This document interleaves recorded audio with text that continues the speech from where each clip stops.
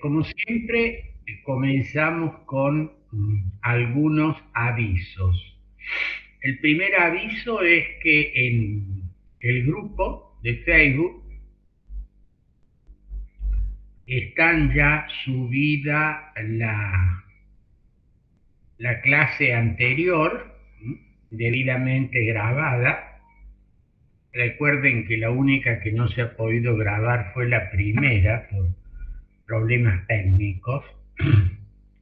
El correo está habilitado, algunos lo están usando. Eh, el grupo de WhatsApp también, al cual también se suben las clases y en la medida de lo posible todo el material en su formato digital queda todo en la página de Facebook. Reitero, y en la medida de lo posible, también en el grupo de WhatsApp. Así tienen todo a mano. Si hay alguno o algunos alumnos que no forman parte del grupo, mandan su teléfono y los vamos colocando. También continuamos con el modelo de nuestro taller de lectura y la otra actividad que se ha sugerido es la lectura de la primera novela. Allí no vamos a utilizar el formato de taller de lectura, sino un breve comentario escrito y luego oral. Recuerden que en esta primera novela, que está destinada a ubicarnos en el tema del poder, reelecciones, cambios constitucionales, etcétera, como en todos los otros textos que vamos a ir leyendo, vamos a indicar la problemática que el literato nos propone, sin perjuicio de todas las otras dimensiones que ustedes van a ir encontrando. No sé si tienen alguna pregunta ahora a formular, los escucho.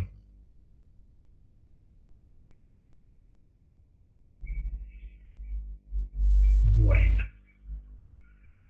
yo les había pedido la lectura del ensayo en breve de Vargas Llosa sobre literatura y política. Así que los voy a comenzar a escuchar las eh, comentarios u observaciones que ustedes quieran ir haciendo.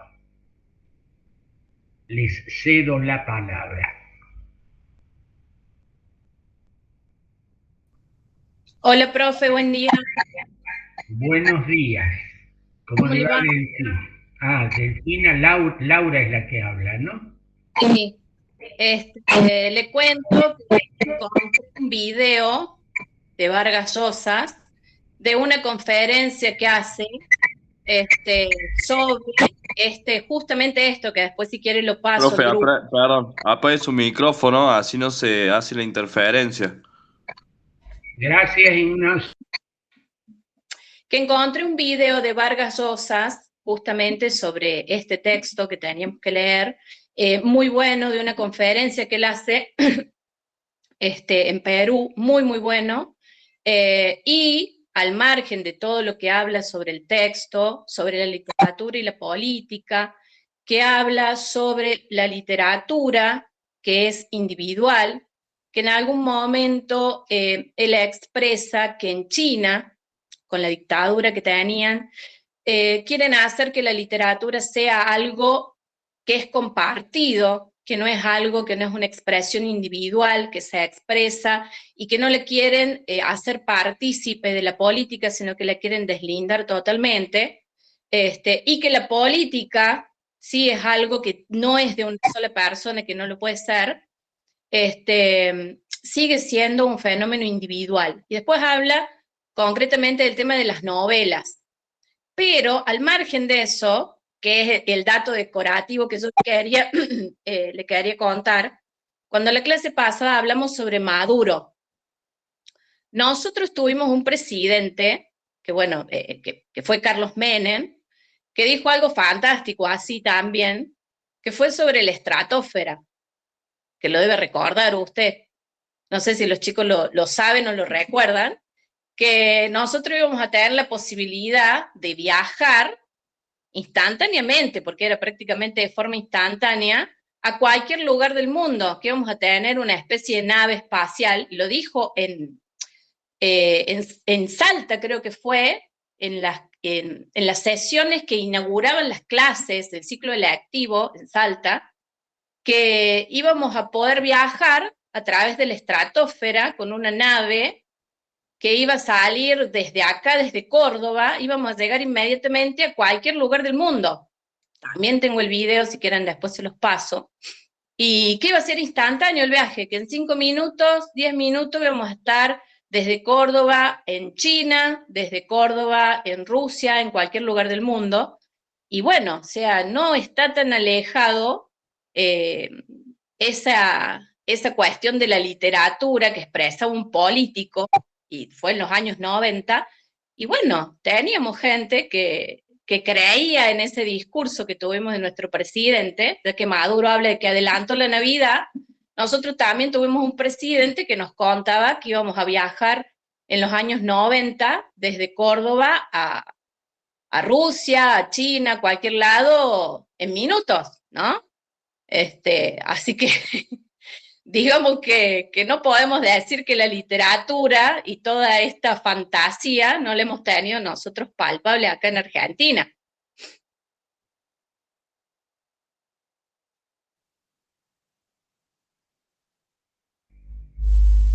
Muy bien, Laura. ¿Algún otro comentario? Buen día, profe. Buenos días, Javier. No, soy yo, profe. Sí. Bueno, nada, a mí lo que me llamó primero la atención es el tema de la literatura como medio de participación en en este estado democrático, ¿no? Así que me llamó mucho la atención porque esto lo mencionó el autor y digo que es cierto que es, porque hay diversas maneras de participar en la sociedad y me llama la atención mucho esta como transformadora de realidades, ¿no? Entonces, bueno, no sé, a mí me llamó la atención por ese lado el texto que acabamos de leer.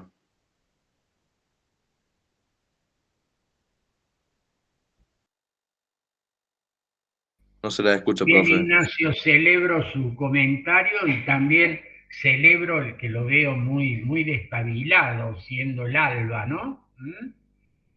El efecto de la literatura, ¿eh? ¿Otro comentario? Hola, profe. Buen día. Sí, Javier. Bueno, para mí todo estuvo interesante, si bien era breve. Lo que comienza planteando el autor, primero es que en la literatura moderna se empezó a desprestigiar o a desvalorizar que la literatura tenga efectos políticos y que los escritores jóvenes, contemporáneos, lo que plasmaban era que la literatura se tiene que dedicar a otra cosa, que tiene que divertir, entretener. Entonces el autor cuenta que cuando él estudiaba, se crió con autores franceses, italianos, europeos, que estaban atravesando un montón de cambios políticos por eso es importante esto de que son europeos, no porque sean europeos en sí, sino por el proceso que estaban atravesando. Y que bueno, usaban la literatura justamente para hacer política, y había un autor que me gustó mucho la frase, que decía, las palabras son actos, a través de la escritura uno participa en la vida. Escribir no es un ejercicio gratuito, no es una gimnasia intelectual, no en una acción que desencadena efectos históricos, que tiene reverberaciones sobre todas las manifestaciones de la vida. Y también habla de que al escribir uno cumple con su rol como ciudadano. Después, cuestión que este autor es como que se frustra porque era socialista y tenía ideas de izquierda y no se termina aplicando. Dice que al final de su vida, ya más viejo, había dado una entrevista en París en la que decía que no tenía sentido, que la literatura no servía para la política, que como medio frustrado con esa idea. Y aquel autor del escrito, lo que plantea es que hay que buscar un punto medio entre los dos extremos, que la literatura, si busca solo entretener, hoy con la televisión, las series, etcétera, tiene todas las de perder, digamos, porque nadie, no es que nadie, pero ese esfuerzo que lleva a leer comparado con leer, interpretar, tomarse el trabajo, comparado con el esfuerzo que lleva a ver una serie, una película, que casi no hay interpretación, sino que viene todo ya interpretado y solo hay mirarlo y nada más. Entonces dice que si la literatura es solo entretener, va a perder porque es más fácil entretenerse con otras cosas hoy actualmente. Pero que también, si busca en el extremo bajar línea política, tampoco sirve. Y termina siendo una conclusión que en realidad la literatura nos muestra un mundo mejor, un mundo al que no es real, pero que a todos nos gustaría vivir, ya sea la novela de la que se trate, y plantea de que nos hace dudar del nuestro y decir, bueno, esto se puede mejorar, o esto me gustaría que sea así, o esto se podría cambiar de esta forma. Y justamente dice que los gobiernos autoritarios, ya que estamos hablando de este tema, que buscan la idea de que el mundo es perfecto y que está excelente como está, y que es el mejor escenario en el que pueden vivir. En cambio, la literatura te saca de ese lugar y te muestra un mundo mejor y te hace criticar el propio. Y que esa es la clave de la combinación entre la literatura y la política.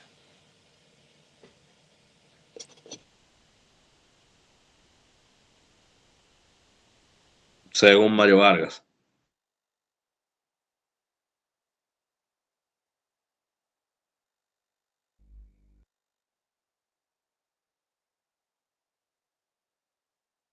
El micrófono, profe. Profe. ¿Sí, Ignacio? No, que usted había dicho algo y no lo escuchamos por el micrófono. No, les preguntaba si otro alumna quiere hacer algún comentario. Buen día, profe. Buen día, chicos. Buenos días, Paola.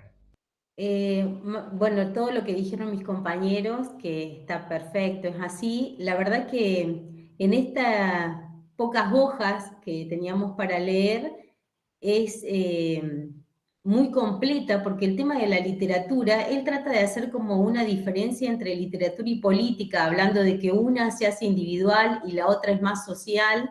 Y después es cierto, como decía Javier, hay que buscar una relación, un punto medio para que las dos puedan actuar, porque es lo que realmente se va dando.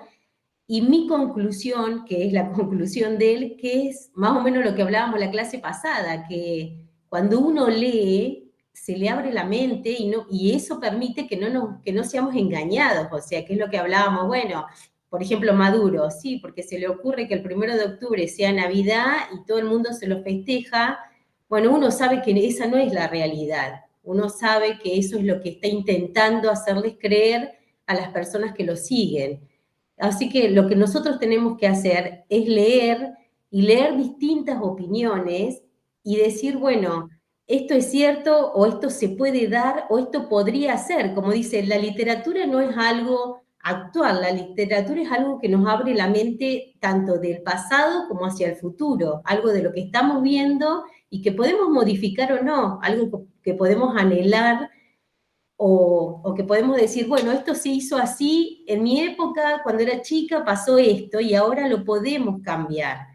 Y bueno, está bueno, hay autores, como él explica, como es al señor, ¿cómo se llama? Ya le digo, Alfonso Reyes, que me encantó cuando él le explicaba quién era y cómo era y que decía, cualquiera que lo puede leer de las distintas culturas o de las distintas ideologías lo puede entender.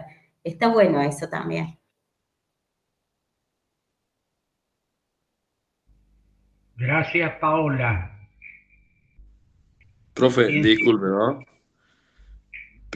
Yo creo que en la Biblia en ningún lado dice que Jesús nació el 25 de diciembre.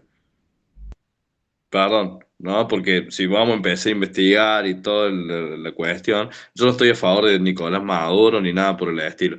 Pero para empezar, la Navidad es algo completamente comercial que nada, que ni siquiera nosotros tenemos la cultura esa como Halloween, por ejemplo, que los niños salen disfrazados y acá nosotros no tenemos esa cultura, ¿no? Ni siquiera de nada. Y sin embargo también vivimos una realidad que no es la nuestra, ni siquiera, y tampoco nunca nos cuestionamos eso tampoco. Entonces no es solamente qué está pasando en Venezuela, sino que pasa en todo el mundo. La opinión pública, cómo manipulan la opinión pública, los medios de comunicación. Hay muchos acuerdos que se hacen eh, y nadie, por debajo de la mesa y nadie dice nada. Y bueno, y las guerras y toda la cuestión, ¿no? Lo que está pasando a nivel global. Pero entonces todos vivimos una realidad que no es y no debería ser así. Lo que sí es que vemos que también crean movimientos como la literatura light, por ejemplo, que vienen a hacer críticas y dicen, che, la literatura no tendría que ser nada que ver con la política, pero refleja lo que está pasando, como decía Javier, que los europeos no eran importantes por ser europeos, sino que eran importantes por la cuestión política que estaban atravesando. Y eso, ¿no?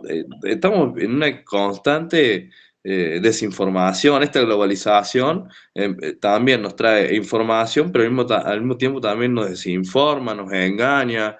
Es toda una cuestión, ¿no es? Ignacio, entiendo que el nacimiento de Jesucristo tiene que ver con el nacimiento, la fecha. No creo que sea exacta, pero más o menos la fecha que se dio, entiendo que tiene que ver con eso. Habría que investigarlo, pero me parece que la fecha, si bien quizá no sea la exacta, tiene que ver con eso. Si vos lees el Apocalipsis, también la fecha del fin del mundo, del anticristo y todo lo demás, tiene que ver con... Pero es por una cuestión astronómica. bueno, a la observación de Ignacio de que la Biblia no dice que sea el 24 de diciembre y demás, sí, es exacto eso, pero la ubicación temporal del hecho histórico y con profundo sentido religioso del nacimiento de Jesús en esa pequeña ciudad llamada Belén de Judá, eh, eso sí está en el relato, el cuándo lo ubicamos en el almanaque, sí hay un cierto grado de convención en haber ubicado en esa fecha, es real. Pero diríamos, lo disparatado en el discurso de Maduro de colocar en un X tiempo, que no tiene nada que ver con lo que todo el mundo celebra, tiene una clara intencionalidad política. Es como si yo le dijera, bueno, a ver, usted nació un 1 de noviembre, ese es su día de cumpleaños, bueno, lo vamos a celebrar desde el 1 de julio, así tiene 6 meses de festejo de cumpleaños, como para que pase mejor los parciales, los finales y demás. Es un poco el sentido, ¿no?, del comentario de esta disparatada decisión de un gobernante. Bien, otro comentario.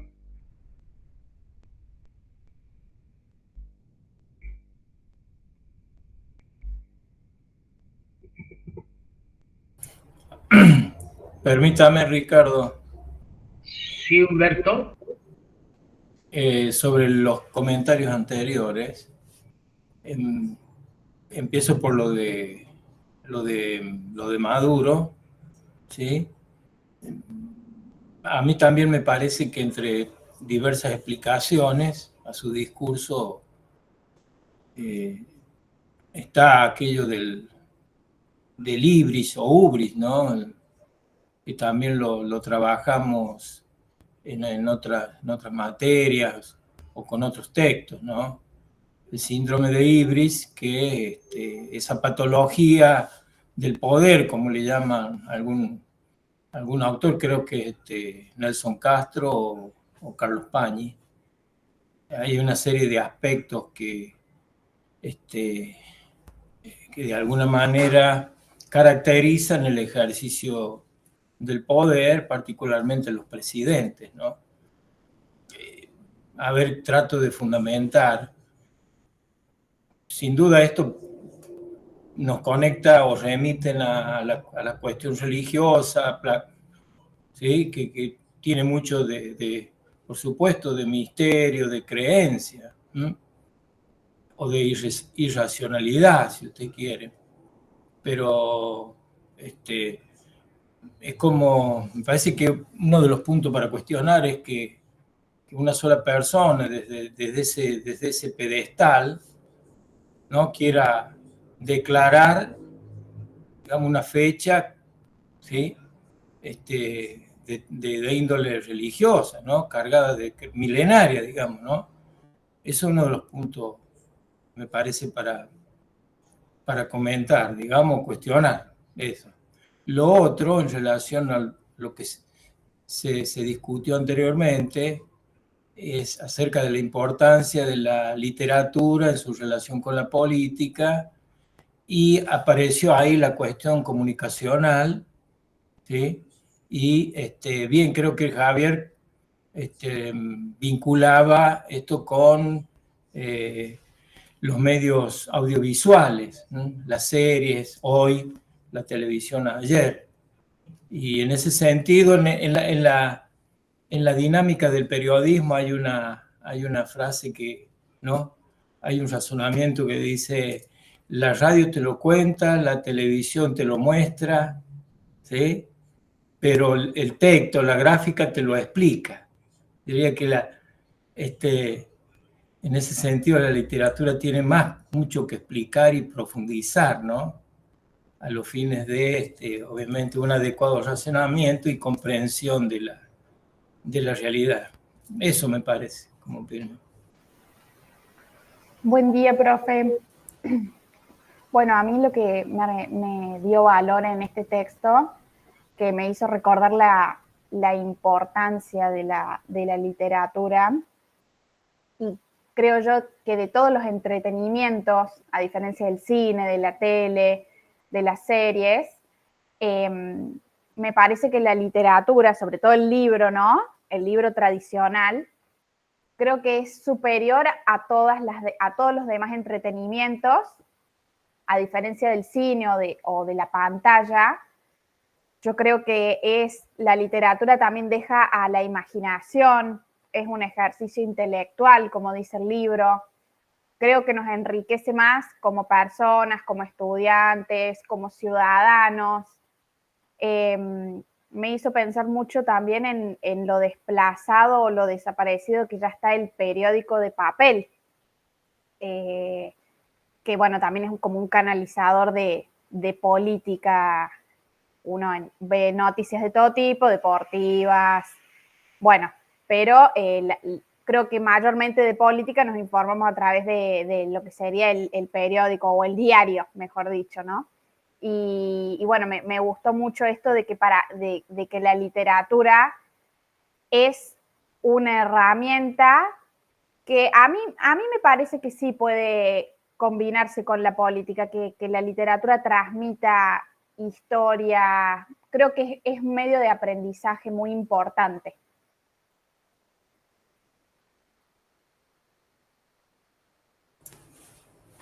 Otro elemento, permítame, otro elemento es, hablando de los espacios, medios, las redes, ¿no? Hoy me parece que es difícil encontrar ahí líneas de razonamiento, profundidad, moderación, digamos.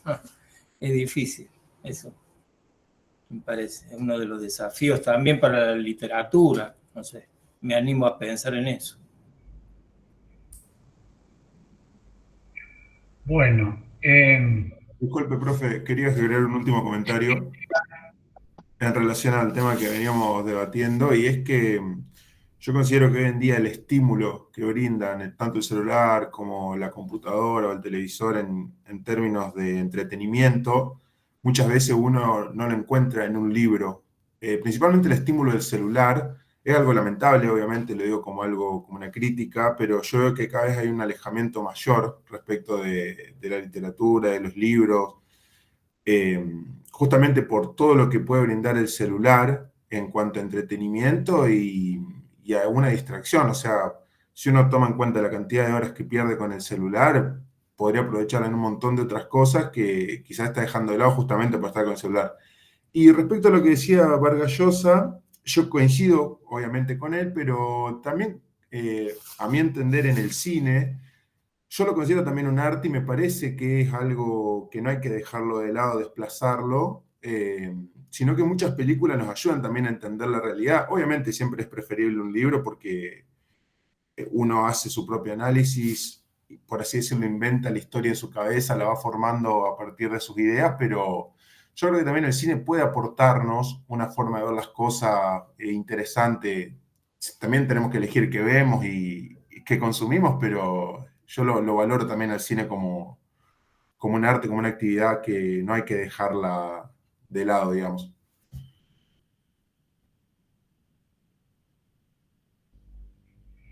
gracias, Esteban. ¿Algún otro comentario? Al profe Humberto le quiero hacer una pregunta con respecto a lo que estamos hablando de Maduro. Bueno, es un presidente que ha sido reelecto, entre comillas, por una decisión, y creo que el mundo sabe que no ganó las elecciones. Y viene a plantear esto de la Navidad, adelantar la Navidad, que es, no sé si tomarlo como que es una persona que está enajenada mentalmente. La verdad no sé los seguidores de él, cuál es el concepto que tiene, cómo lo toman, qué personas son, si es porque tienen privilegios y por eso lo aplauden, o es simplemente porque son personas que están adoctrinadas, qué es lo que le pasa a las personas, pero él, políticamente hablando, su actitud es un desafío, es una burla, es como políticamente hablando. Es un desafío a los países, al resto del mundo que están en contra, que se han expuesto en contra de que hayan dicho que es el nuevo presidente de Venezuela, ¿o qué es? Sí, Laura, ahí hubo alguna interferencia, pero a ver, es complejo el problema, ¿no?, de Maduro y su rol en Latinoamérica y en el mundo, supuestamente encarnando un proceso revolucionario, socialista del siglo XXI. Sí, creo que la perspectiva que yo planteaba era tratando de contextualizarlo dentro de lo que se llama esto del síndrome de Ibris, ¿no?, con esos 12 o 15 puntos. Eso por un lado. Por supuesto, después, particularmente en la cuestión electoral, sin duda que hay al menos la información que hay, es que ha habido, que no está claro, ha habido vulneraciones al sistema de escrutinio, en fin, y eso se está investigando y así debe ser, ¿no? Frente al discurso oficial, por supuesto que todos estamos descreídos, y en definitiva creo que siempre hay que resguardar la cuestión de la democracia, ¿no? En democracia quien resuelve las cuestiones es el soberano, ¿sí? Frente a ese es uno de los desafíos, ¿no? En Latinoamérica creo que hay un autor también que plantea, ¿no?, los desafíos es superar estos rasgos autoritarios, dictatoriales, desafíos sobre todo para el soberano, insisto, ¿no? Sería el pueblo en este caso. No sé si está respondido. Sí, profe, gracias, sí. ¿Vale? Es complejo. Sí. Es complejo. Sí, sí. Ahí envié, profe, en el chat la nota del síndrome de Ibris, de Carlos Pagni. Muchas gracias, Esteban. Bueno, ustedes han visto cómo, o están viendo, cómo un texto de un notable, en este caso, literato latinoamericano, pero diríamos que le pertenece al mundo, que es Mario Vargas Llosa, digo, este texto breve sobre literatura y política ha motivado que hace ya varios minutos de esta clase en el cual ustedes han hecho una serie de comentarios directamente relacionados con el texto, y de ahí en más han ido a otras situaciones, como el caso de Laura, que vinculó aquel famoso discurso del presidente Menem sobre ese vehículo que nos llevaría a la estratosfera y de ahí bajaríamos rápidamente a un lugar. Obviamente en un país en que sus medios de comunicación, de transporte están tan atrasados, esto impacta notablemente. Bueno, cómo se ha disparado, digamos, la discusión a otros aspectos. ¿Qué nos mostraría esto? Nos mostraría cómo, y este fue el sentido originario de esta materia y sigue siendo, un alumno como el alumno de Derecho, que por razón de su formación está muy concentrado en disposiciones normativas, leyes, tratados, códigos,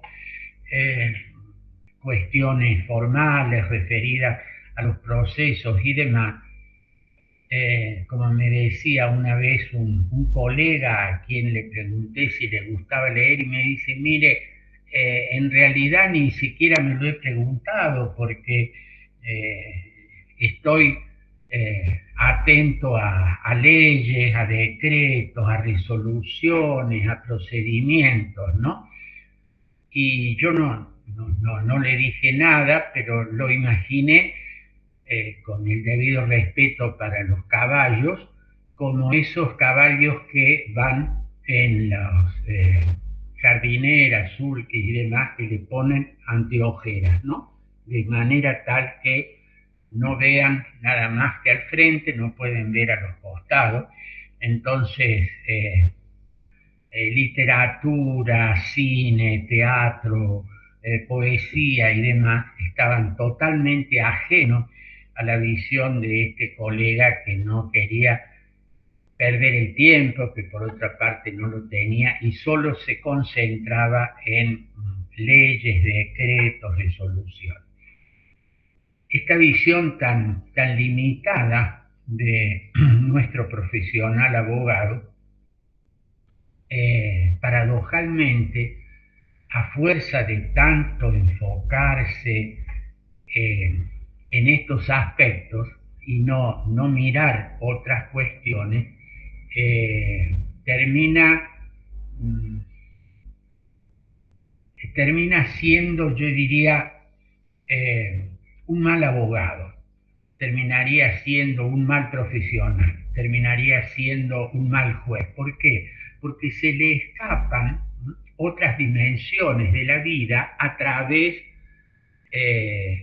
a las cuales se puede llegar a través de, entre otros, a través de la literatura.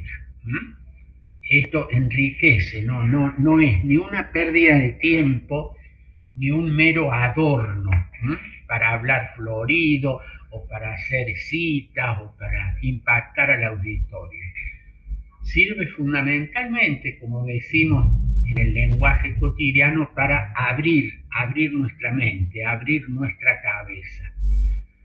En este sentido, todos ustedes tienen experiencia de que cuando leen un texto literario, novela, ensayo, poesía, una obra de teatro, etc.,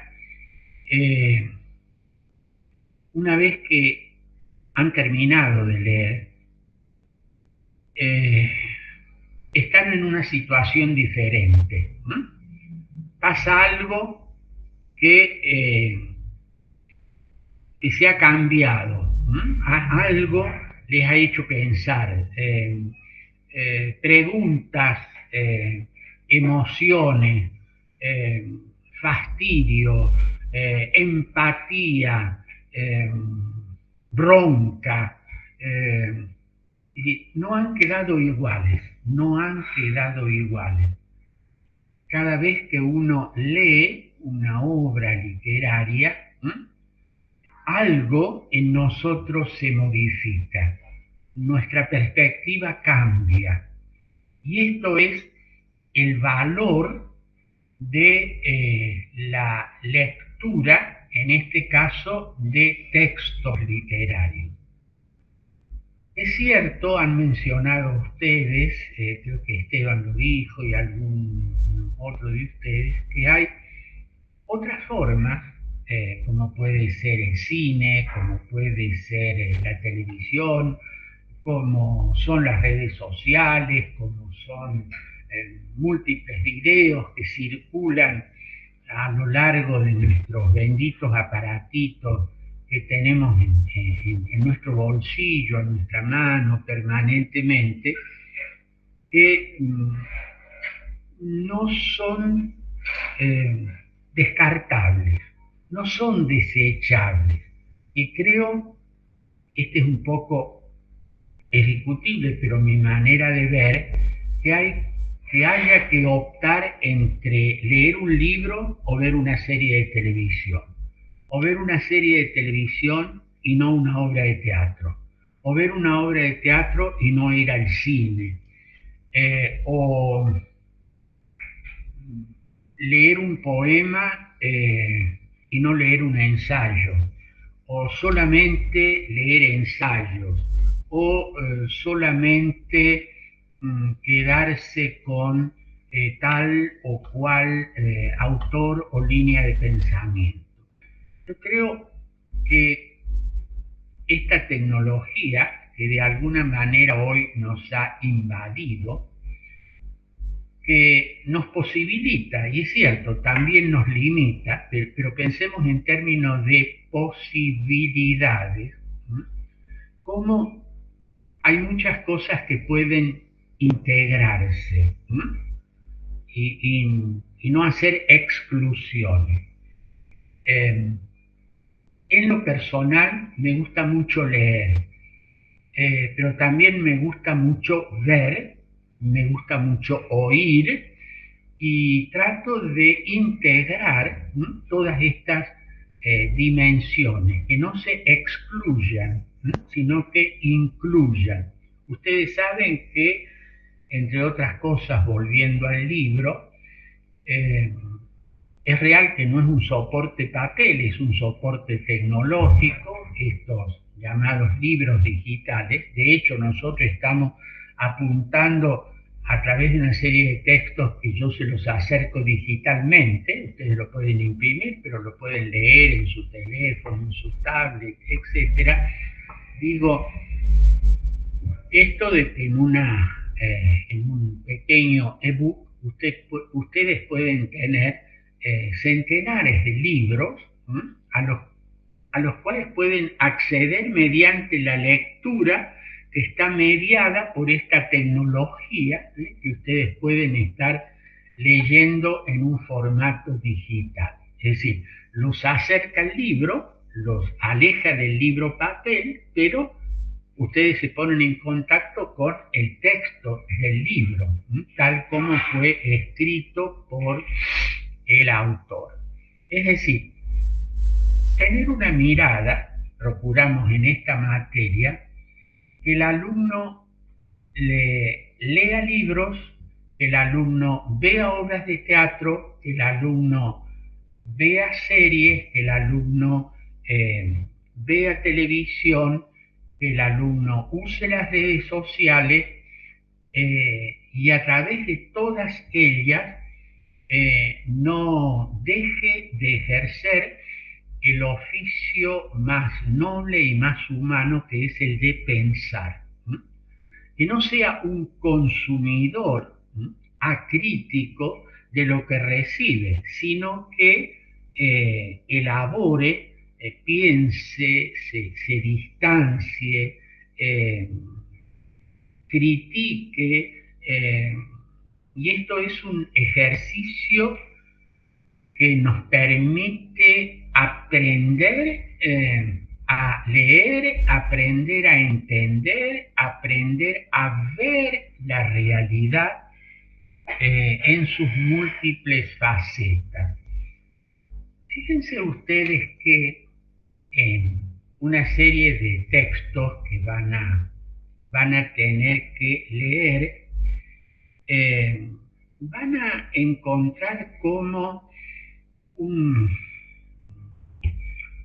una novela, por ejemplo, pueda producir tanto revuelo, ¿no?, en un país como fue la antigua Unión Soviética, en la cual el autor de un texto literario se viera,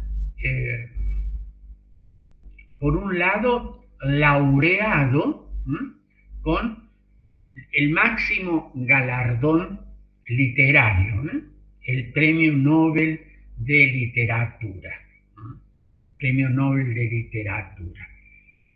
Y que en su país, Rusia, por ejemplo, su obra estuviera prohibida, y que él pagara con muchos años de prisión el haber escrito un texto que se entendía que era crítico del régimen imperante. Cosa que ustedes van a ver en algunos de los textos de autores soviéticos que fueron mundialmente conocidos, que tuvieron grandes dificultades en su propio país. Tanto que, por ejemplo, no se podían imprimir. Hay una expresión, no me atrevo a pronunciarla en ruso porque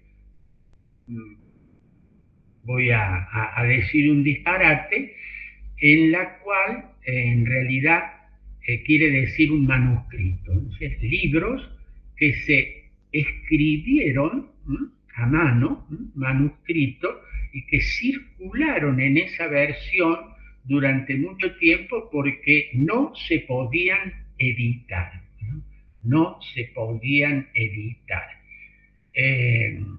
Una obra como Pabellón de Cancerosos, de este Nobel ruso, o tantas otras obras que en su momento, por ejemplo,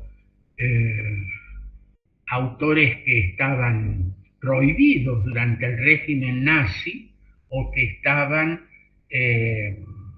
demonizados, por ejemplo, por su origen judío, en el caso de Freud durante la época nazi. O autores que estaban prohibidos su lectura, la circulación del texto en algunos de los regímenes de las dictaduras latinoamericanas, ¿no? Durante la época de los llamados procesos militares. O situaciones en las que, de nuevo, ¿no?, el tema del realismo mágico. Estaba pensando un episodio que ocurrió hace algunos años en la Feria del Libro. Una médica y científica cubana que tuvo mucha repercusión hace unos años en Argentina y en Latinoamérica, Hilda Molina, escribió un texto literario que tenía que ver con su experiencia como ciudadana cubana, lo que había vivido, etc. E iba a presentar ese texto en la Feria del Libro, en la cual fue increpada por un militante político afín al gobierno de entonces, eran los años del gobierno de la señora Fernández, y este militante le increpaba a Hilda Molina que lo que decía en el texto no era real, que ella no conocía lo que pasaba en Cuba, que en realidad él, este militante porteño, opinaba todo lo contrario, porque él había estado 15 días en Cuba y había visto que Cuba era totalmente distinto a lo que Hilda Molina planteaba en su texto. Lo curioso es que Hilda Molina había nacido y vivido durante años en Cuba y había iniciado el camino del exilio por las restricciones que tenía en su país. Y este joven militante argentino le increpaba que lo que ella escribía y decía no era verdad, porque lo que él había visto era la verdad, ¿no? Bueno, esto forma parte, algo así como también de nuestro realismo mágico. Todo esto suscitado por un texto, en una obra literaria, escrita por alguien que había vivido la situación en su país. Me refiero al texto de Hilda Molina, que tuvo bastante circulación. A lo largo de la historia de la literatura aparecen una serie de obras que tuvieron en mayor o en menor medida impacto político, repercusiones políticas, sociales, porque denunciaban, proponían, mostraban realidades posibles que se contrastaban con la realidad existente. Y en este sentido, estas obras literarias han cumplido y cumplen un enorme valor, más allá de el valor estrictamente literario. Yo solía, ahora no tenemos tiempo, simplemente lo señalo, indicar cómo algún autor argentino, me estoy refiriendo a Manuel Gálvez, por ejemplo, escribió una serie de llamadas novelitas, el diminutivo es porque el texto era pequeño, históricas, están situadas en un periodo de la historia argentina marcado por las guerras civiles, es decir, 1820 a 1853. Y cada uno de estos textos, son 5 o 6 textos, tienen un enorme valor, a mi modo de ver, como una especie de viaje en la máquina del tiempo. Uno de ellos, por ejemplo, se llama Han tocado a degüello, otro se llama Tiempo de odios y sangre, en el cual el autor lo que hace es plantear una historia ficcional de una pareja, de una familia, etcétera, que transcurre, eso es lo central, en un marco histórico que el autor va descubriendo, que va mostrando. O sea, y eso le permite al lector sentir, percibir, vivir lo que en aquella sociedad se vivió durante los conflictos, por ejemplo, entre unitarios y federales, el gobierno de Rosas, incluso fíjense algunos títulos muy significativos, uno de ellos que nunca me puedo olvidar, Han tocado a degüello. Ustedes saben que una práctica muy cruel era no solamente matar al adversario declarado enemigo, sino degollarlo y exponer su cabeza en lugares públicos como una manera de amedrentar a aquellos que lo habían seguido. Bueno, entonces, cuando uno, por lo menos a mí me pasó y me consta que a muchos también, leía aquellas novelas en las cuales la historia de una familia era lo central, de la mano de esa familia ficcional iba viviendo o recreando un momento histórico muy difícil, muy trágico para la vida argentina. Así ocurre con otras tantas obras en las que de la mano de un personaje individual, una familia, un grupo, etcétera, uno va viviendo una situación en la que de otra manera no accederíamos.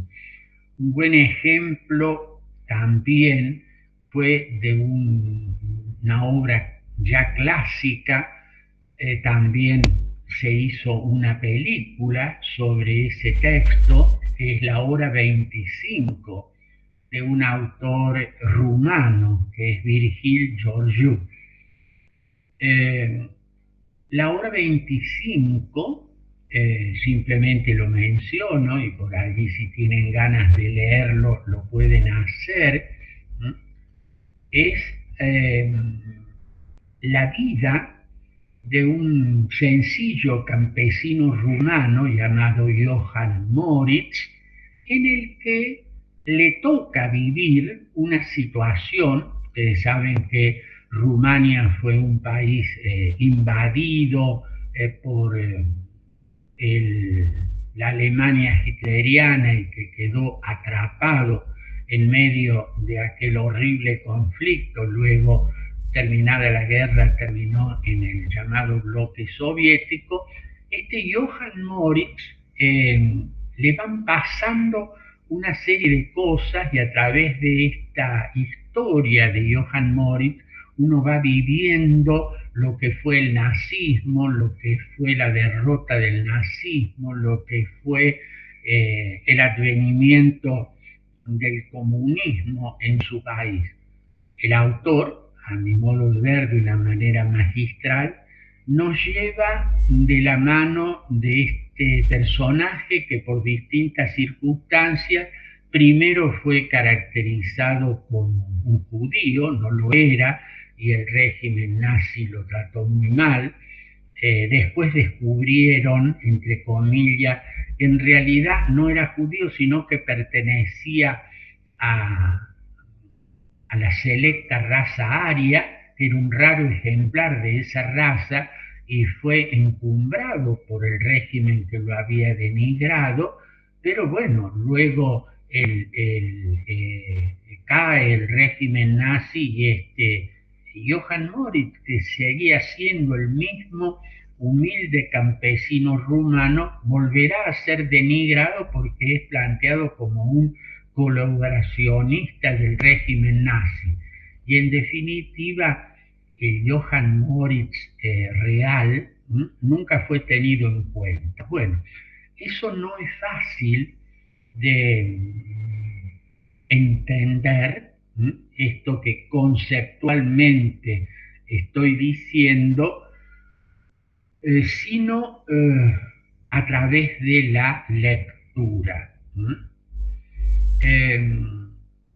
En mi experiencia personal, entre otras cosas, recuerdo que, por ejemplo, un texto que es un texto clásico, que ustedes lo han, aunque no leído, conocen el nombre del protagonista, que es Robinson Crusoe, la famosa novela de Daniel Defoe, que coloca a un hombre que tras un naufragio queda solo en una playa. Bueno, en mis años infantiles, bueno, pero eso hace muchísimos siglos, podrán pensar ustedes, profesor, ¿no? Bueno, siglos no, pero sí, ocurrió en el siglo pasado, siglo en el cual, por otra parte, ustedes han nacido, la mayoría. Bueno, no a través de la radio ni de la televisión, que no existía, el cine que se accedía poco, de la lectura de aquel libro, en mi época infanto-juvenil, viví las experiencias en aquella isla solitaria de aquel personaje prototípico que es Robinson Crusoe. Eso le pasó a muchos, le puede pasar a ustedes en la lectura de un texto. A veces también me pongo a pensar, en un ejercicio de pura imaginación, que estuviera, espero que sea nada más que mi imaginación, condenado a prisión, y si me diera la única chance de tener dos textos para leer. Un ejercicio que ustedes podrían pensarse, ¿no? A ver, ¿qué libros elegirían si en esa situación, y digo libros, dice, no puede llevar televisión, no puede llevar celular, no va a ver televisión, no va a escuchar radio, esa que escucha el doctor Molina, y creo que también es un radioaficionado, solamente leer, y lo reducimos a dos textos. Hagan ustedes simplemente el ejercicio de elegir dos textos que serían los únicos con los que se van a conectar a lo largo de muchísimos años. Yo mentalmente he hecho este ejercicio, ya espero no pasar por esa situación, pero he elegido los dos textos. Uno es la Biblia y otro es el Quijote. Creo que eso me bastaría para conectarme con toda la historia humana. Bueno, pero eso es simplemente un ejercicio mental, no tiene que ver con esta materia, pero sí está relacionado a la literatura y a la política. Entonces, fíjense ustedes todo lo que puede sugerir, todo lo que puede mostrar un texto literario. Hay a lo largo de la literatura latinoamericana muchísimos ejemplos de textos que han tenido un gran impacto en la vida social y política, ¿no? Y esto no es extraño, ¿no? Sus autores, el caso de Vargas Llosa, pasó del mundo de la literatura durante un tiempo al mundo de la política, porque fue candidato a la presidencia de su país, Perú, ¿no? Y compitió con el candidato Fujimori, que en definitiva terminó siendo el presidente de su país. Pero cómo este paso de la política, de la literatura a la política, no es un paso tan difícil. En algunos casos es casi algo esperado. Yo les voy a colocar un texto de un notable literato, en este caso europeo, que fue presidente de su país. Se trata del autor checo Václav Havel. Václav Havel participó, junto a otros intelectuales, de una crítica al entonces gobierno que era prosoviético en su país, que formaba parte del bloque de los países socialistas, lo que era la antigua Checoslovaquia. Soportó prisión, etcétera, por sus posturas literarias. Cuando cayó el régimen prosoviético en su país, él ingresó de lleno a la política y fue electo presidente de su país. Y hay un escrito no muy largo que, con motivo de que los libreros alemanes le habían dado un premio por su lucha por la libertad, él no fue a Alemania, no pudo ir a Alemania, pero mandó su texto, que fue leído por un notable artista alemán, Maximilian Schell, y que lo tituló Una palabra sobre la palabra. Es algo así como el valor de la palabra. Es un texto que ustedes van a poder leer y estoy seguro que van a poder disfrutar. Una palabra sobre la palabra. El valor de la palabra. Esta palabra que puede herir, esta palabra que puede sanar, esta palabra que puede distraer, esta palabra que nos puede ayudar a imaginar, esta palabra que es tan ambivalente y tan rica, ¿no? Una palabra sobre la palabra. Yo diría que es una lectura necesaria para un tiempo en el cual se da con frecuencia una banalización de la palabra. se dicen tantas cosas, se utilizan tantas palabras sin sentido, tantas palabras para distraer, para ofender, para injuriar, para mentir, para disimular, que volver a recordar el valor de la palabra es muy importante. Por eso les voy a colocar este texto que seguramente les va a ayudar a, como siempre digo, a abrir la cabeza, a sacar estas anteojeras a las cuales muchísimas veces nuestra profesión nos lleva. Entonces, esto es un poco lo que vamos queriendo hacer a lo largo de esta materia. Que ustedes lean, que ustedes reflexionen, que ustedes descubran o redescubran el valor de la literatura.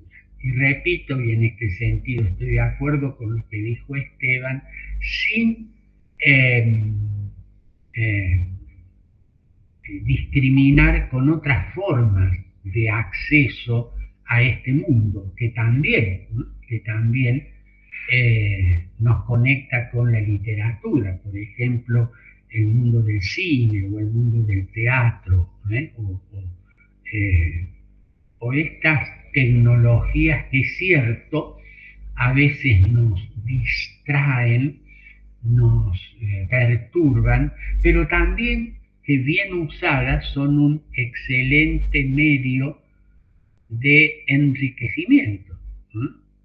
Fíjense, vuelvo a este bendito, maldito tema del celular tan usado, maldecido, bendecido, y que suele ser el dolor de cabeza de los colegas profesores en los que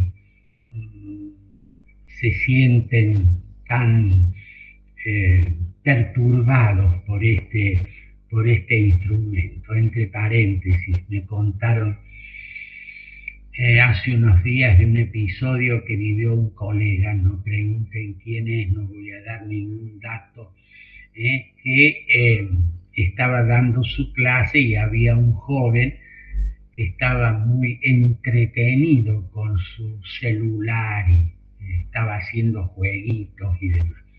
Entonces él se acercó y le dio una filípica de las que ustedes se imaginan. El chico lo miró de manera atónita. La señora que estaba al lado de este jovencito le dijo al profesor: perdone, profesor, la alumna soy yo. Acá me está acompañando mi hijo porque no había transporte y demás. Entonces, claro, el profesor quedó más descolocado que aquel que se pone a contar chistes en un velorio, ¿no?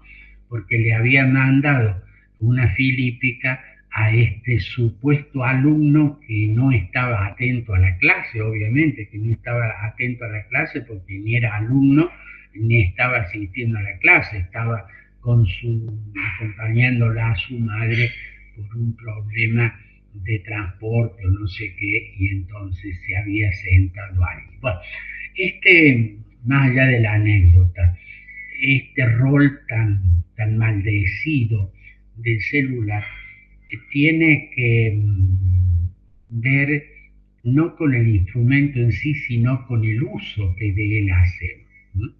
Porque fíjense ustedes que podemos leer un excelente libro en nuestro celular, mientras a lo mejor esperamos, bueno, ya sé que no puede leérselo en la parada del ómnibus porque ni va a encontrar el ómnibus ni va a poder seguir con el celular porque se lo van a quitar. Pero bueno, más allá de eso, es decir, es cómo usamos el instrumento, Incluso a veces las formas de humor que nos llegan a través de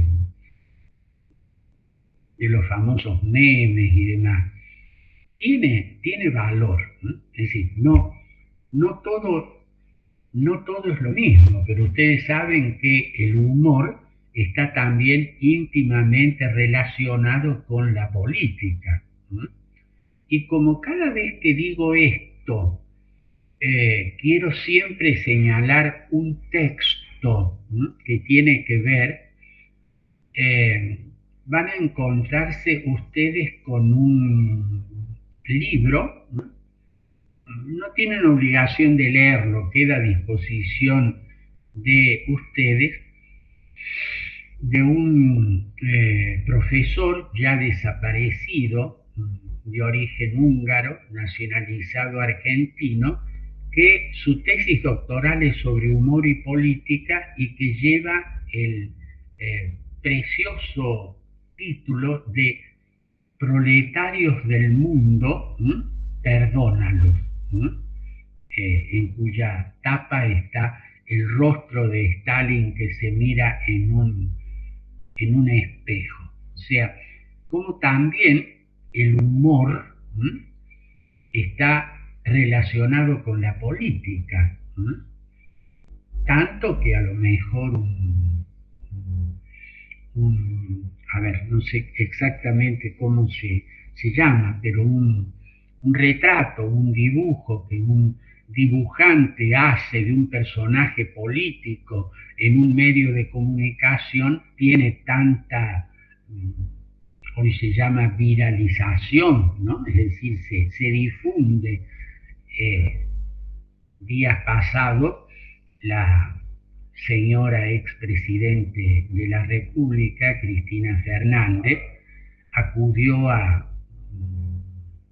testificar en un tribunal donde juzgan a los autores de intentos de homicidio y llevaba en un retrato, ¿no?, como símbolo de lo que ella había sido agredida, que en realidad era una suerte de caricatura que un caricaturista famoso había hecho en un medio de comunicación en la Argentina de hacía muchísimos años, ¿no? Y blandía esta imagen como una muestra ante el tribunal de que ella, antes de ser intentada asesinar, también había sido, entre comillas, intentada de asesinato o un atentado hacia su persona por un dibujante, es decir, una caricatura.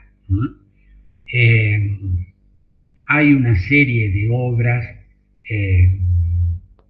cinematográficas que muestran, por ejemplo, cómo el humor era duramente censurado en la Unión Soviética, que es un poco lo que trata este texto de Proletarios del Mundo, perdónanos. Varias películas, varias obras muestran cómo el humor es muy molesto, ¿no?, a los regímenes políticos. Ustedes saben, por ejemplo, que en nuestro país tiene una larga tradición de publicaciones que tenían que ver con un ejercicio del humor. Desde finales del siglo XIX a lo largo del siglo XX, en distintos momentos, hubo una serie de publicaciones que a través de caricaturas, etcétera, en el mundo de la política tuvieron una gran presencia, ¿no?, y también fueron objeto de una gran censura. Una revista que se dedicaba al humor político en los años 60, promediando el siglo XX en la Argentina, llamada Tía Vicenta, fue clausurada luego de que en una de sus páginas aparecía un auto que llevaba dos volantes. En uno manejaba el entonces presidente de facto, el general Onganía, y en el otro volante manejaba el exiliado Juan Domingo Perón, que estaba en Madrid. Bueno, ese texto, esa imagen, fue el acabose para esta revista Tía Vicenta. Los regímenes autoritarios y por supuesto los regímenes totalitarios suponen que el humor político es algo que no puede tolerarse, que no puede tolerarse. Es muy interesante esto de cómo esta forma literaria tiene tanto efecto en política. Bueno, esto es un poco lo que estamos queriendo presentar a lo largo de esta materia.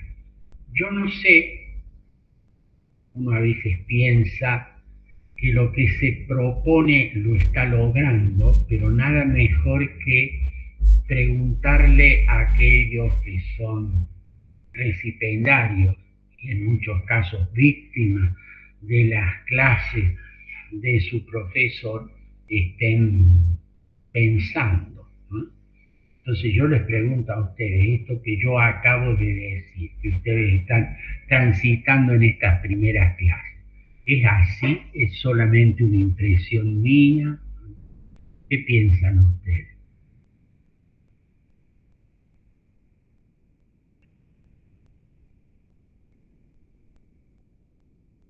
Y hay de todo, profe. ¿Cómo, Ignacio? ¿Qué hay de todo? ¿Qué sería de todo? De todo. Hay profesores que no se adaptan, otros que sí, algunos tratan mal, otros bien.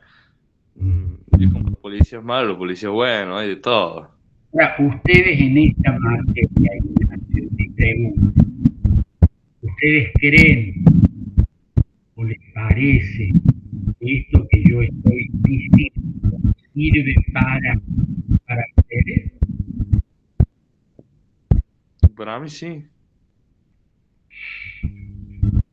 Bueno, parece, gracias. Javier quiere decir. Sí, profe, para mí es interesante la idea. Yo creo que no solo en los regímenes totalitarios, autoritarios, se ve reflejada el arte, el humor. Yo creo que es algo que se repite en la naturaleza humana, en la gente que quiere, bueno, bajar una idea permanentemente, que no acepta críticas o pensamientos distintos. Y bueno, es algo que siempre el arte es disruptor y que obviamente el conocimiento emancipa, y creo que leer de forma amplia, o sea, no restringirse a lo que uno piensa, porque creo que eso nos abre la cabeza y bueno, y esta materia nos da ese espacio. Nos da un puntapié, ¿no? Para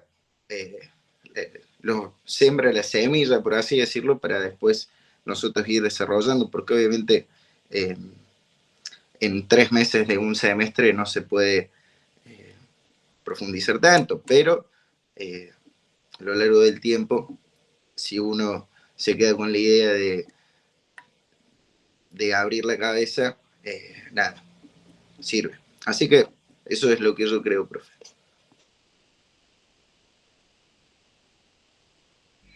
Gracias, Javier. ¿Algún otro comentario que quieran hacer?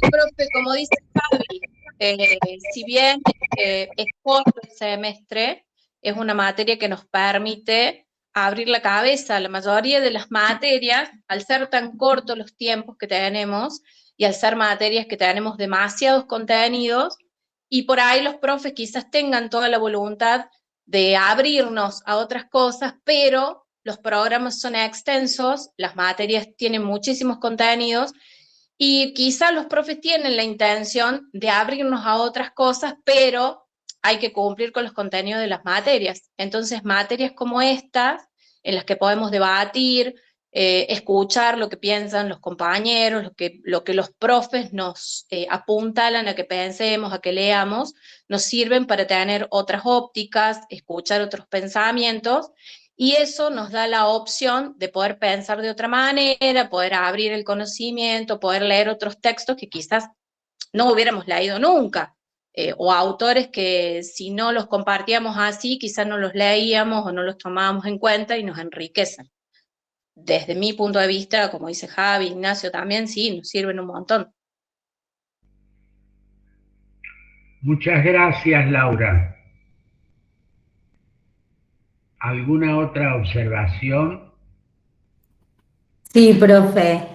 Y en lo que respecta a poder escuchar lo que cada uno piensa, y aunque uno no esté de acuerdo, está buenísimo, porque es como que uno por ahí se cierra en lo que uno cree que es lo correcto, y también no solo leer a ese autor, sino escuchar a los compañeros cuando dan su opinión, también nos permite abrir las mentes, abrir la cabeza, ¿no? Ya el hecho de las distintas edades, con lo que decíamos, bueno, nos pasan en PDF los escritos. Quizás para mis compañeros está buenísimo porque lo pueden manejar desde el celu, la compu. Yo imprimo todo. Necesito el papel. A mí me gusta esa relación con el papel. Y la verdad es que lo disfruto. Es más, voy a llevar a mi hija al colegio y me llevo los apuntes, y si tengo que esperarla en media hora, capaz que aprovecho a ir leyendo. Y bueno, cada uno maneja sus tiempos, ¿no? Y bueno, a mí me gusta mucho, quizás me falta, hay muchos autores que no conozco y muchos más que me faltan conocer, pero bueno, trato de ser una mente abierta, así que bienvenidos los autores. Gracias. Yo también soy amante del papel, sobre todo en la calle. Si tengo que ir leyendo, yo muchas veces acostumbro, no sé cómo hago, pero voy caminando, muchas veces utilizo el celular caminando, entonces digo, bueno, también como puedo usar el celular, puedo ir leyendo algo. Y muchas veces en la parada o caminando voy con el celular, y digo yo, qué importante, ¿cómo no se van a dar cuenta? Si me robaran lo que yo estoy leyendo, digo, el mundo sería otro. Muchas veces me puse a pensar y me imaginé, digo, me imagino si me robaran algo y digan, ah, bueno, a ver qué está leyendo este. ¿Cómo cambiaría la mente de las personas? Porque, y nadie, y a lo mejor lo que estoy leyendo es mucho más importante que un celular y no se dan cuenta, y muchas veces he dejado copias de cosas que leo y las he dejado y quedan intactas como yo las he dejado. En cambio, si yo también me puse a pensar, digo, si yo dejo el celular, no queda ahí. Como que lo levantan y se lo llevan. Y qué poco se le tiene, qué poca importancia se le tiene bueno, sobre todo a la literatura, pero a las escrituras, ¿no? El Al valor de las cosas. Pero bueno, por eso soy amante del papel, porque sé que no me lo van a robar. Entonces, bueno, voy a la calle, obviamente, manejo PDF también, pero voy subrayando y me siento completamente libre sabiendo que no me van a robar. Bueno, gracias Ignacio, gracias Paola. Indudablemente que cada uno tiene una percepción por distintas razones. Algunos, me decía un colega el otro día, bueno, prácticamente el libro va a desaparecer. Y por esto de las tecnologías y demás. Y en realidad creo que estamos viviendo un fenómeno muy curioso que marca esto en sentido contrario. En este sentido, Paola e Ignacio se sentirían muy reconfortados. ¿Por qué? porque ustedes saben que cada día se editan más libros. Las librerías están realmente abarrotadas de textos. Me ocurrió hace poco más de un mes que necesitaba comprar un mapa, un mapa de España y Portugal, concretamente. Bueno, y no encontrar, entonces me dice, ¿por qué no va ahí a la librería? Estaba en el centro de Madrid, a la librería tal, y ahí va a encontrar todo lo que busca. Y entré a un edificio que tenía 3 plantas, y me sentí en un mundo tapizado de libros, construido de libros. Había miles de libros de reciente edición, ¿no? Lo único que me alejaba de ellos era, o 2 cosas me alejaban: el precio por un lado, y por otro lado el hecho de cuando uno viaja, ustedes saben que el transporte del peso del papel es terrible, ¿no? Yo cada vez que me regalan un libro o compro un libro en mis viajes, mi mujer, que es la que lleva el control del peso de las valijas, me censura con razón para no tener que pagar un exceso de equipaje. Bueno, pero más allá de la anécdota, es real, y todos ustedes pueden ver en cualquier librería de nuestra ciudad la enorme cantidad de textos. Es decir, se editan textos, la gente lee textos, la gente compra textos más allá del precio. Esto de la muerte del libro es una fábula. O sea, yo creo que va a coexistir el libro escrito, y en buena hora, que así sea el soporte papel con todas estas otras tecnologías digitales. Es real que tiene el texto un sentido muy especial que otros aparatitos no lo permiten. Bueno, pero lo importante es que accedamos a través del medio que sea, ya sea Paola imprimiendo los textos, ya sea Ignacio, que ya sabemos el próximo accidente de tránsito a qué se va a deber, de un sujeto que va caminando por las calles leyendo, y que, bueno, no le robaron el celular, pero que en definitiva lo atropellaron a este despistado que iba con un texto en la mano. Bueno, está muy lindo. Y de daño, justo de daño. Tener cuidado con los conductores, que son animales motorizados muy peligrosos en nuestra ciudad. Entonces, bueno, el texto indudablemente tiene esa significación muy, muy grande. Lo importante es que con el medio que sea accedamos que es lo que estamos proponiendo. Como también le voy a preguntar a Laura ahora, dice que vio un pequeño video de Vargas Llosa. ¿Es así, Laura, o entendí mal? Sí, una conferencia en donde habla de este texto. Ya, ¿y a dónde la encontraste, Laura? La encontré en YouTube. Bueno, si podés la subís. Bueno, así sí, la compartís muy bueno con tus compañeros.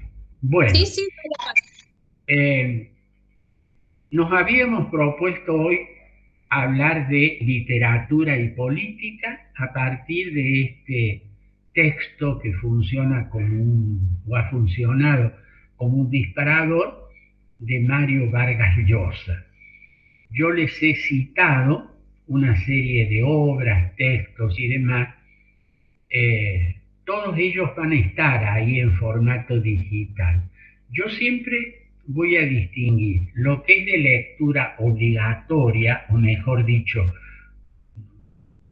yo lo suavizo, es una lectura voluntariamente obligatoria, o para algunos que no les guste esta expresión, digo, bueno, no les gusta eso, perfecto. es una lectura obligadamente voluntaria, en cualquiera de sus dos versiones. Distingo esto de lo que sería la obligación de lectura y comentaria de ustedes, de otras que dejo a disposición de ustedes para que en el formato y tiempo que ustedes quieran lo puedan leer y ver, porque muchas veces es real, hay cosas muy valiosas que uno no sabe que existen, no sabe que existen, y bueno, sabiendo que existen y además con esta posibilidad que queda en el formato digital a disposición de ustedes en el momento y tiempo que ustedes quieran hacerlo, pueden leerlo. Entonces distingo lo que es el material obligatorio de lo que son las cuestiones facultativas que quedan a disposición de ustedes en ambos grupos, el de Facebook y el de WhatsApp. No sé si tienen alguna pregunta y o comentario que hacer para ir cerrando nuestra clase. Profe, respecto a la novela que tenemos que leer, Sí, es en 15 días, ¿verdad? así es, de los cuales ya han pasado 100, les quedan ¿Cuánto? 100, porque se nos va a acabar el tiempo, este es el problema. Bueno, Pienso que no va a ser muy fastidiosa la lectura, está, me parece bien escrito, es atrapante, incluso ustedes después pueden hacer un pequeño ejercicio, pueden cambiar el nombre del personaje y lo pueden ubicar donde ustedes quieran. En la Argentina, por ejemplo, o en otro país cercano. No hace falta que después me digan el nombre ni el país, pero hagan ustedes ese ejercicio, o sea, cuando uno está leyendo, los va a conectar con muchas cosas a las cuales ustedes ya están conectados. El poder y la política, ese poder que tiene, señalaba ahí el profesor Molina y Esteban nos pasó creo que el articulito, esto que se llama el síndrome de Ubris, u otros leen, porque hay un problema ahí de lectura, Ibris, bueno, Ubris o Ibris, este síndrome es en definitiva el síndrome del poder, el poderoso que cree que puede manejar y transformar la realidad a su libre disposición. Digo tal cosa y parece que esa cosa es así, y a veces uno se pregunta cómo puede desconectarse ese hombre común que llega a una posición de poder y que se siente en una realidad totalmente distinta. Hace muchos años, una pequeña observación, casi ya un comentario final, para no individualizar ni el tiempo ni el lugar, porque se trataba de alguien que era un profesor universitario que estaba ocupando un cargo en el gobierno nacional. Bueno, yo le pregunté que cómo había vivido determinado momento y me dijo lo siguiente: mire, cuando uno está en la casa de gobierno, detrás de las cortinas que cubren la ventana a través de la cual se mira el exterior, el mundo real está muy alejado. muy alejado. El mundo real está muy alejado. Lo que uno ve a través de las ventanas de la casa de gobierno es bastante distinto de lo que pasa en la calle. Entonces, una vez se pregunta, pero ¿cómo no oye? ¿Cómo no ve? O ve sin ver? Esa realidad que no es percibida por un gobernante que se va aislando de esa realidad. Esta es una tentación muy, muy fuerte, ¿no? Ustedes saben que hay una pequeña obra que tal vez la han leído en su infancia, Príncipe y Mendigo.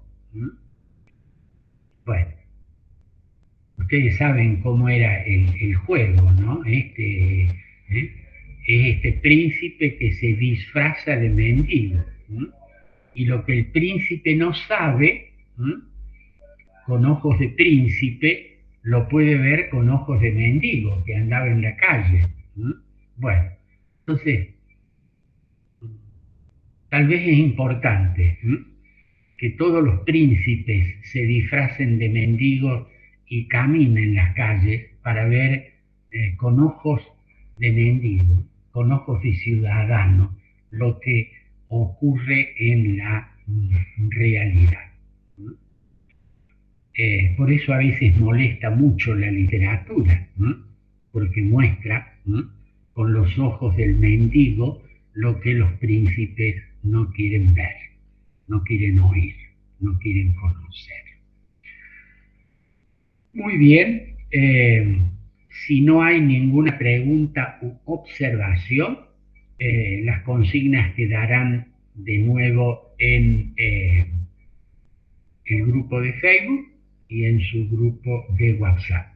Que tengan ustedes muy buen fin de semana, que descansen todo lo que puedan y que lean todo lo que quieran y lo que no quieran.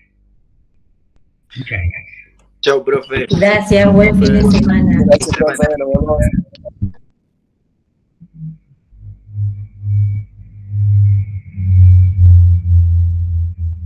Chao, profe, nos vemos.